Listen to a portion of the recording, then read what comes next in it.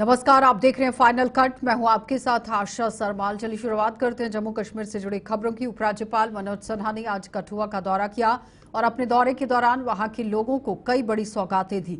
उपराज्यपाल ने कठुआ की पहली फूड मार्केट, विकास कार्यों और नहर किनारे विकसित किए गए वाटर फ्रंट समेत जिले भर में लगे हुए 50 सीसीटीवी कैमरों की कमान और नियंत्रण केंद्र का भी उद्घाटन किया। कठुआ वाटरफ्रंट जिले में पर्यटन को बढ़ावा देने में भी बेहद कारगर साबित होगा और इससे कई लोगों को रोजगार भी मुहैया हुआ है।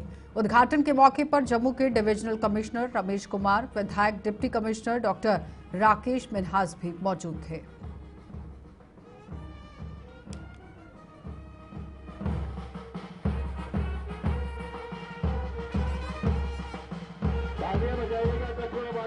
उद्घाटन हो के लिए हमारे लिए बहुत ही प्रसन्नता की बात है।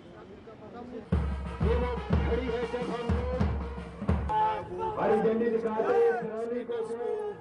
संदेश देती हुई शांति का है, शांति का, एकता का, भाईचारे का ये वो युवा है।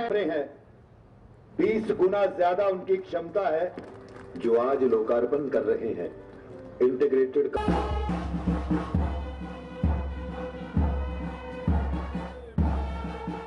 जी, दर्शन जी, रामेश्वर जी।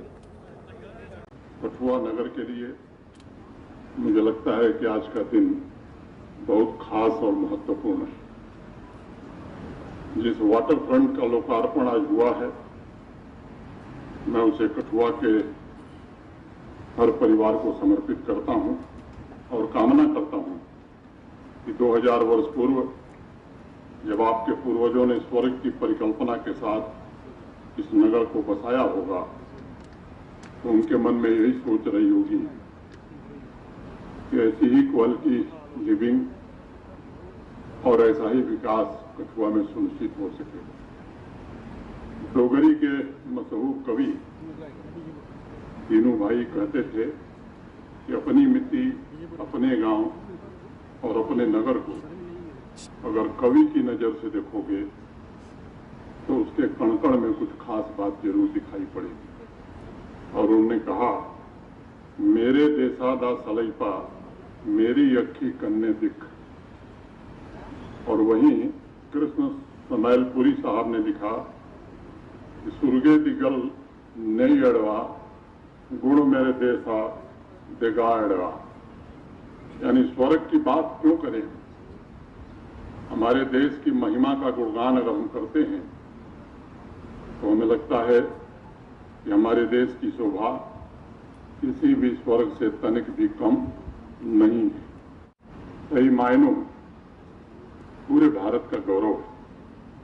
इस शहर के जुड़े हुए सभी सम्मानित जनप्रतिनिधिगण, सिविल सोसाइटी के मेंबर, मैं सबको हृदय से धन्यवाद देता हूं।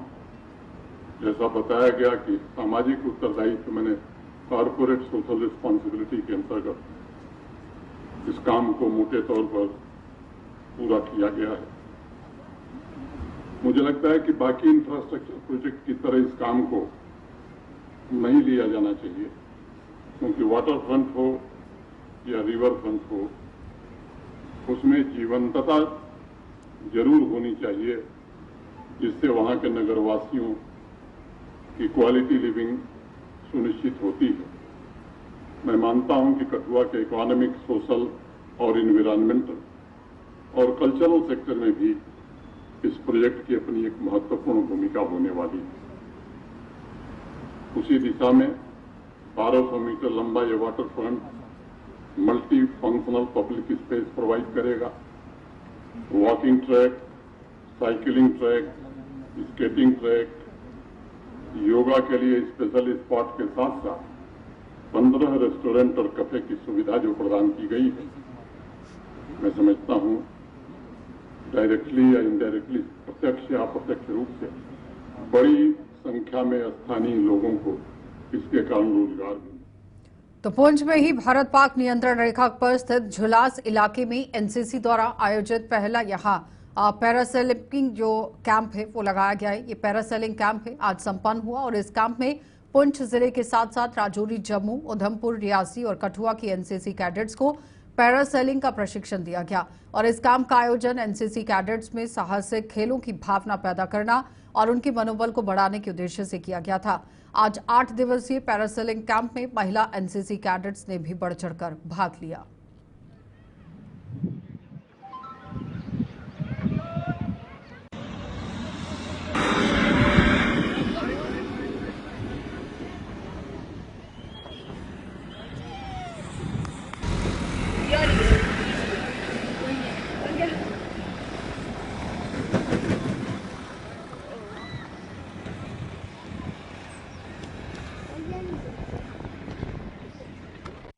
जम्मू से यहाँ पे हम पैरासेलिंग एडवेंचरस एक्टिविटी के लिए आ रखे हैं, जो कि 5JN के एनसीसी बटालियन पुंछ कंडक्ट करवा रही है, जहाँ पे जलहाज विलेज में, जो कि लास्ट विलेज है हमारे इंडिया का, जो कि बिल्कुल ही नियर पड़ता है। ये पाकिस्तान ऑक्युपाइड JNK POC के पास, POJK के पास है।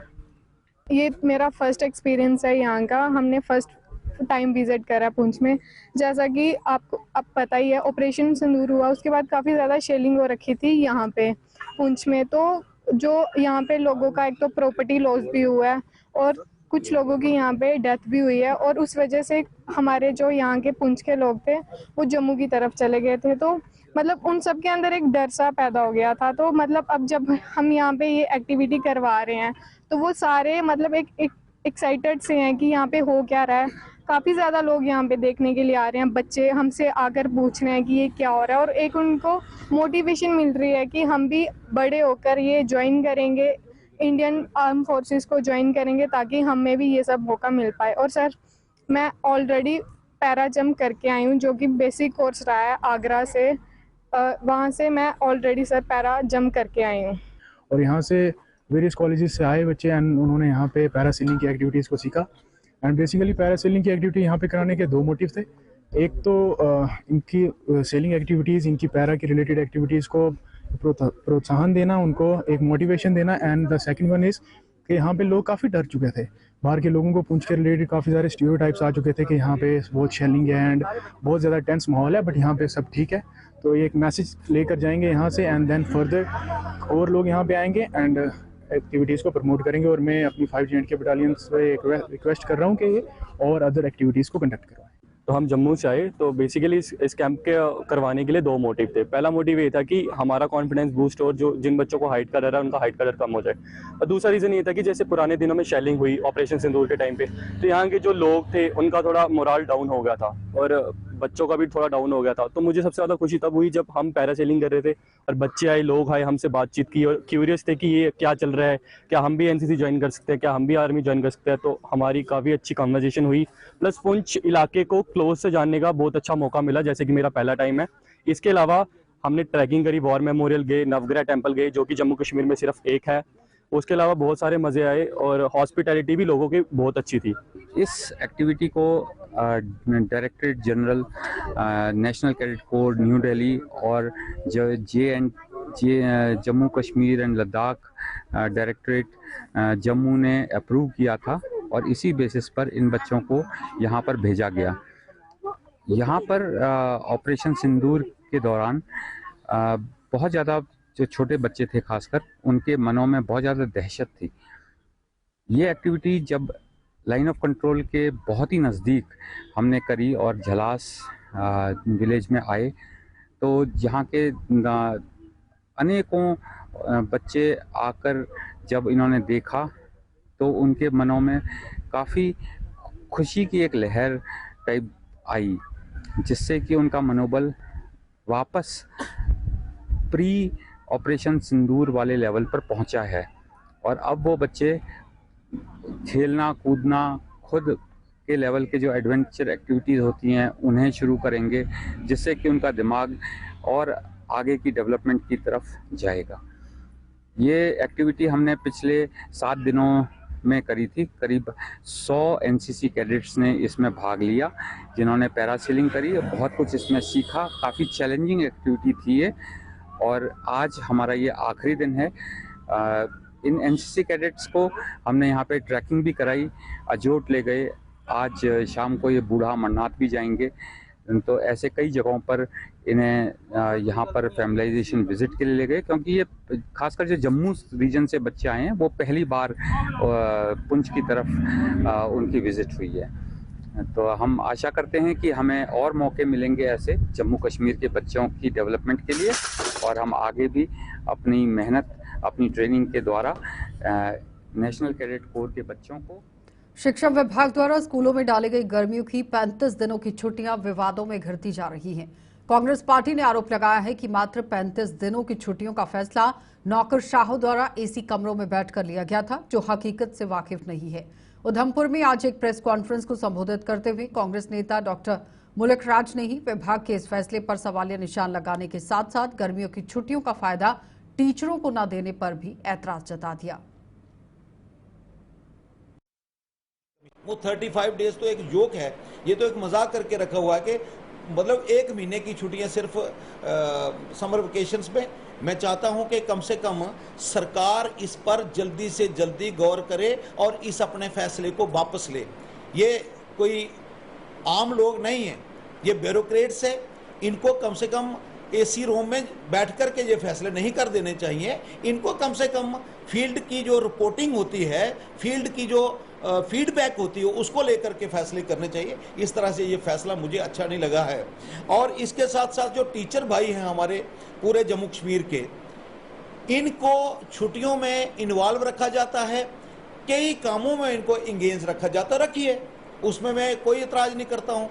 क्यों नहीं करते हैं हम इतराज? के वो मुलाजम है, उनसे आप सर्विसेज ले सकते हैं, वो सैलरी लेते हैं, मानते हैं, लेकिन उनको कम से कम इसके बदले में अर्नली बनती है। जब छुट्टियों में किसी भी टीचर को उससे काम लिया जाता, कोई ट्रेनिंग ली जाती है या उनको करवाई जाती है या कोई एक्स्ट्रा ऑर्डिनरी काम लिया जाता है, तो उनको अर्न लीव दी जाती थी पहले, उसको कैश इन लीव बोलते हैं। वो दी जाए ना, क्यों नहीं दी जाती? उनका ना कैश इन लीव है, ना उसको छुट्टियां हैं, ना उसके ऊपर किसी किस्म। इतना प्रेशर, इतना डिप्रेशन में है टीचर हमारा समाज, कहने की बात नहीं। तो मैं सरकार से और पर्टिकुलरली मैं कमिश्नर सेक्रेटरी साहब से, जो इस डिपार्टमेंट को हैंडल कर रहे हैं जम्मू कश्मीर के अंदर, मेहरबानी करके टीचर्स के दुश्मन ना बनिए, टीचर्स के फेवर में बात कीजिए ना।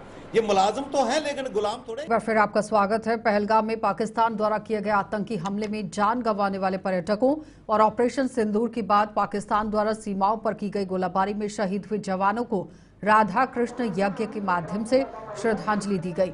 बिश्नाह के ही सरोवर गांव में स्थित शिवधाम में इस यज्ञ का आयोजन किया गया था, जो आज संपन्न हुआ। इस यज्ञ में साधु संतों के अलावा आम नागरिकों ने भाग लेकर दिवंगत आत्माओं को नमन कर उनकी शांति की कामना की। आज अंतिम दिन भाजपा नेता, पूर्व विधायक यज्ञ स्थल पर पहुंचे और शहीदों को अपने श्रद्धा सुमन अर्पित किए।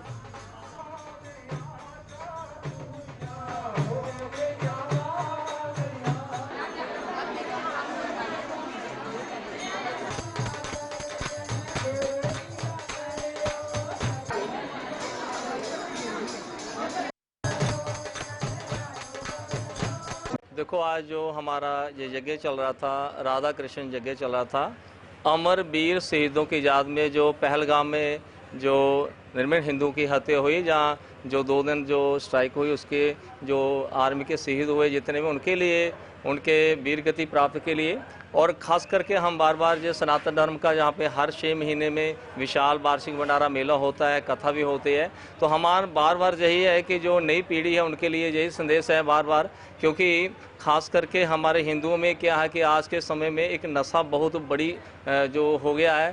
तो क्योंकि जो सत्संग ऐसे है, कथा है, तो जब हम ऐसे सनातन धर्म की ओर जाएंगे तो हमें जो परिवार को, हमें बच्चों को मालूम होगा कि हमें नशा करना है, ये बुरा है। और काफ़ी हमारे हिंदू जो है थोड़ी ही उम्र में मृत हो जा रहे हैं नशे के लिए। तो सभी को जो है कि हर वर्ष की तरह जो इस वर्ष भी यज्ञ और भंडारा था, और सभी को भंडारे की और यज्ञ की शुभकामनाएँ।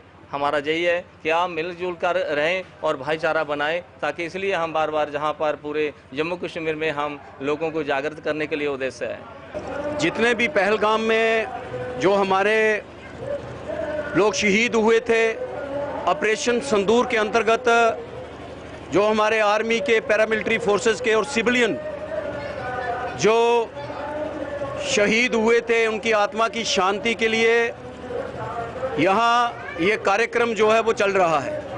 आज इसका समापन है। हर वर्ष हजारों की संख्या में संगत यहाँ आती है सनातन धर्म के प्रचार प्रसार के लिए और युवा पीढ़ी को सनातन से जोड़ने के लिए, धर्म से जोड़ने के लिए।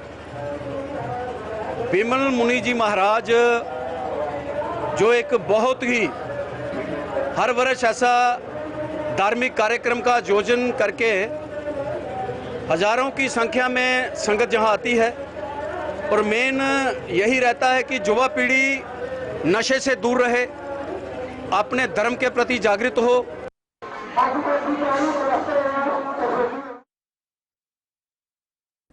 तो जम्मू के मड़ ब्लॉक में आईबी के साथ सटे अंतिम गांव, यहां पनगौर में बनाए गए बंकर लोगों को किसी भी काम पे नहीं आ रहे हैं और इन बंकरों का निर्माण पाकिस्तानी गोलाबारी से लोगों के बचाव के लिए किया गया था।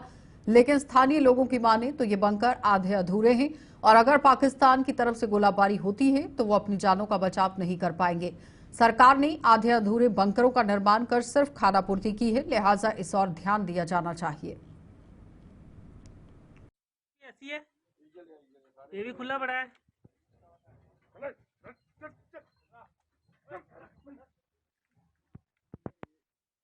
जो घास डाला है तो खुद से डाला है वाला। अच्छा है इसको मोंटी कोई बचाव नहीं इसमें है।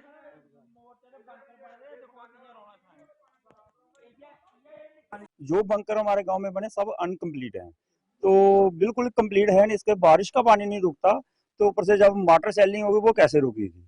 सबके सब ये अनकम्प्लीट हैं। हम एलजी साहब से और प्रशासन से ये अपील करते हैं कि इनको कंप्लीट किया जाए। तो बाकी ये हमारे जो हैं और भी जनसंख्या ज़्यादा है, पब्लिक ज़्यादा है और नए बंकर भी दिए जाएं। हमारा गांव के साथ जो चिकड़ाली है वहाँ भी बंकर होने चाहिए, वहाँ तो एक भी नहीं है। तो ये है कि बने हैं लेकिन हमने ज़मीनें दी हैं, बनाए हैं, लेकिन गवर्नमेंट ने खर्चा भी किया है लेकिन कंप्लीट नहीं, अनकम्प्लीट हैं ये। तो इनके ऊपर आपके कैमरे से भी आप दिखा सकते हो, इसके ऊपर जो मोटी बनी वो नहीं बनी, दरवाजे नहीं लगे हैं। तो इसके अंदर तो बारिश का पानी चला जाता है। अभी हम बारिश का पानी रोकेंगे, जहाँ से वो जो वाटर सेलिंग होगी उसको रोकेंगे, तो इसको बिल्कुल सेफ्टी नहीं है इसकी। सर बचाव के लिए कैसे ठीक है जी, तो क्योंकि जो गोला ऊपर से गिरेगा तो इसके अंदर जो लोग बैठे होंगे वो तो सब मर जाएंगे, सब कैजुअलिटी हो जाएगी। तो जो गोलाबारी होती है, हमारे जो गाँव के लोग हैं बिल्कुल जीरो गाँव हमारा पंगोर जो बॉर्डर से, तो ये तो सारे पीछे चले जाते हैं, वो रिश्तेदारों के घर चले जाते हैं। हमने बहुत बार बोला है, एसडीएम साहब को भी बोला है, उनको हमने एक एप्लीकेशन लिख में दी है, आज भी एक कापी मेरे पास पड़ी है उसकी, लेकिन कोई सुध लेता नहीं है। एक्शन साहब से बात हुई, उन्होंने बोला कि इसका टेंडर लगाएंगे, नेक्स्ट टाइम टेंडर लगाएंगे, लेकिन 2 साल से कुछ भी नहीं हुआ है। कोई टेंडर नहीं लगाया, ना कोई डिपार्टमेंट आता है देखने के लिए, कोई आया ही नहीं है। तो ये अनकम्प्लीट है। तो हम चाहते हैं कि इनको कम्प्लीट किया जाए और कुछ और दिए जाए, नए बंकर भी दिए जाए, क्योंकि हमने देखा जब अभी सेलिंग हो रही थी ना, तो जो लोगों के लिए कंप्लीट जो नहीं है कम पड़ रहे थे ये। तो हम चाहते हैं कि नए और दिए जाएं, कि इनको कंप्लीट किया जाए। तो सर जो बैंकर बनाए हुए हैं ऐसे अधूरे पड़े हुए हैं, इसमें नहीं कोई साइड पे छत पड़ी हुई है, इसके अंदर सारा पानी चला जाता है, नहीं इसमें कोई दरवाजा लगा हुआ है, कहीं शाम पर भी अंदर चले जाते हैं, इसके डरे हम कैसे अंदर जाएंगे ना। वही बॉर्डर पे हम रहते हैं, इसकी सूरत कैसी होगी। अगर रात को गोलाबारी हो जाएगी, हम छुपने के इसके अंदर जाएंगे तो कैसे ना जाएंगे ना, अंदर सांप होंगे कैसे जाएंगे ना, पानी होगा इसके अंदर कैसे जाएंगे। हम इनको कंप्लीट करना चाहिए ना। आप बोलने का कोई पता, ऊपर से आएगा इधर सीधे मोंटी की साइड में डालेगा, जितने अंदर बंदे होंगे सब मर जाएंगे। चलिए फाइनल कट में इतना ही, इजाजत दीजिए, नमस्कार।